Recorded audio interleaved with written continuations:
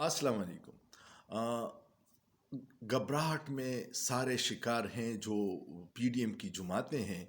कल हाफिज़ाबाद में जो जलसा हुआ है, ये ग्राउंड पहले इमरान खान ने पूरा भर दिया था। अब उन्होंने ये किया था कि ग्राउंड को आधा करके जलसा करने की कोशिश की थी कि रश नज़र आए और लोगों की बड़ी तादाद है। लेकिन जलसे के बाद जो लोगों के तासुरात है कि हम तो सिर्फ देखने आए थे, वोट तो हमारा कैदी नंबर 804 का है। और गरीदा फारूकी ने एक शख्स से पूछा कि आपका वोट किसको है, किसके लिए है। उसने जवाब दिया कि मेरा वोट उसका है जिससे नवाज शरीफ डरता है।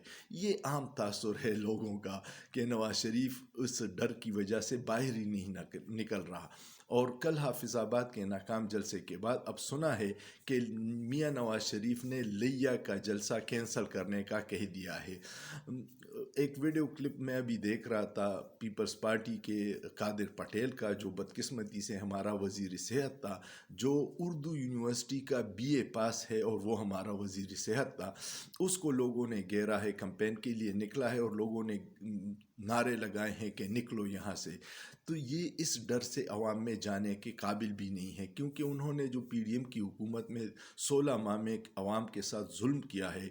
बिजली की कीमतों में 40-50 रुपये इजाफा, गैस की कीमतों में इजाफा, आटा 1200-1300 से 3200 पे चला गया। ऐसे हालात में वो क्या करेंगे।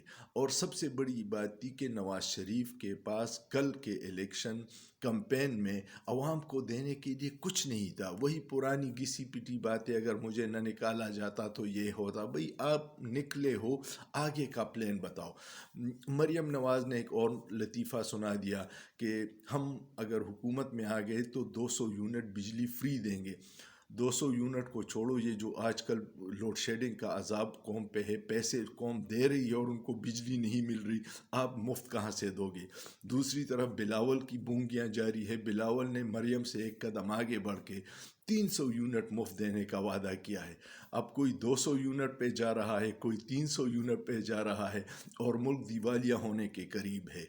इनके तो सब कुछ मुफ्त है, मज़े हैं। 17 अरब डॉलर की इनको मिल रही है सब्सिडीज़ और आवाम पे ये सारा बोझ पड़ रहा है। बिजली की सर्कुलर डेट जो है वो 5,000 अरब से बढ़ गई हैं।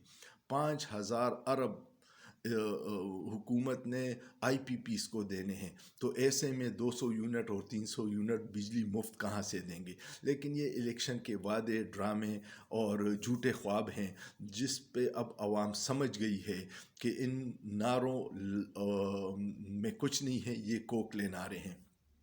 अवाम में निकलने की हिम्मत इसलिए नहीं है कि अवाम ने देख लिया है कि महंगाई कितनी है। और इसके जवाब में तहरीक इंसाफ को तो कोई जलसा करने नहीं दे रहा, जबकि तहरीक इंसाफ के लिए अवाम आंखें बिछाए हैं कि कौन आएगा और क्या करेगा। इस इलेक्शन में जो सबसे अहम बात यह है और अजीब बात है कि पहले उम्मीदवार जो था वोटरों को ढूंढ रहा था, अब वोटर अपने उम्मीदवार को ढूंढ रहा है कि तहरीक इंसाफ इमरान खान का सिपाही कौन है और उसका निशान क्या है। लोग पूछते हैं और अपने आप को आगाह रखते हैं कि हमने इलेक्शन के दिन इस फरसूदा निज़ाम से अपना इंतकाम लेना है। तो ये सिलसिला जारी है और बड़ी दिलचस्प सूरत हाल है। अब आज दो बहुत अहम मीटिंग्स हैं, एक इलेक्शन कमीशन में सिक्योरिटी के हवाले से और दूसरा नेशनल सिक्योरिटी कौंसल का ईरान के हमले के बाद मीटिंग है। अगर इस मीटिंग में अल्लाह करे कि इलेक्शन मुलतवी होने का कोई ऐलान ना आए और हमारी अफवाज ये इरादा कर ले कि हमने इलेक्शन हर हाल में महफूज बनाना है और करवाना है, तो ये कौम के लिए खुशखबरी होगी।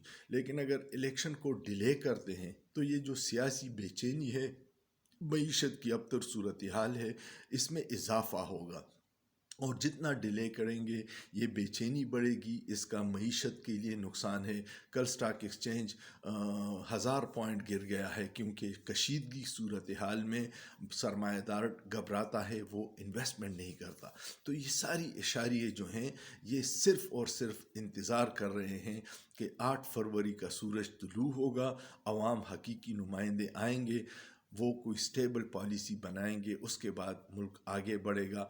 वरना अगर الیکشن کے بعد جس طرح پولیٹیکل انجینئرنگ کی گئی، جس طرح لوگوں کو اغوا کیا گیا، جس طرح کاغذات چینے گئے، جس طرح بلہ چینا گیا، اگر یہ لوگ سمجھتے ہیں کہ اس کے بعد نواز شریف کو مسلط کر کے سیاسی استحکام آئے گا تو وہ جنتوں احمقوں کی جنت میں رہتے ہیں، اس سے انتشار اور بڑھے گا۔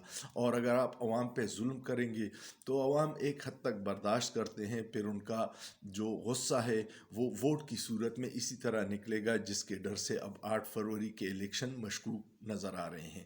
لیکن اللہ کرے کہ ہمارے اس پیارے ملک میں امن استحکام ہو، سیاسی بے چینی ختم ہو، حقیقی عوامی نمائندے سامنے آئیں جو 5 سال کے لیے مستحکم حکومت کریں، ان کے پاس اختیار ہو، اقتدار کے ساتھ اختیار ہو، جو ٹھوس فیصلے کریں، جو آزاد خارجہ پالیسی تشکیل دے۔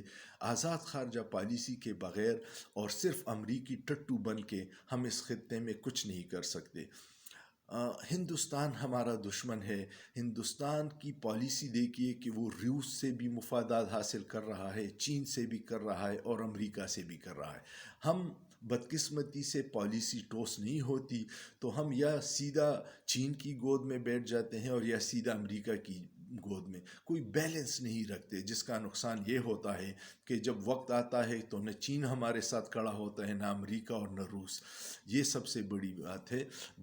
تیسری بات یہ ہے کہ ہمیں اب آئندہ یہ فیصلہ کرنا ہے کہ پرائے کسی جنگ میں حصہ نہیں بننا۔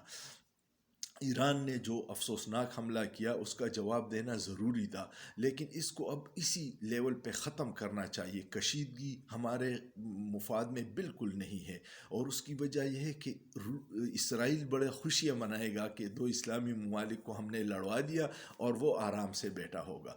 تو اس معاملے کو بھی فیصلہ سازوں کو دیکھنا چاہیے کہ کشیدگی اس سے ایک حد سے آگے نہ بڑھے۔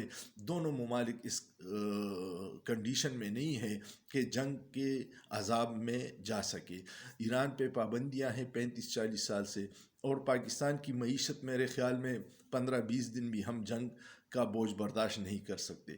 تو اس لیے ہوش مندی کا تقاضا ہے کہ ان معاملات کو سفارتی سطح پر حل کیا جائے اور پاکستان میں پرامن انتخابات ہو جائے، جس کے بعد ایک حقیقی حکومت بن کے عوام کی مشکلات میں کمی لے آئے۔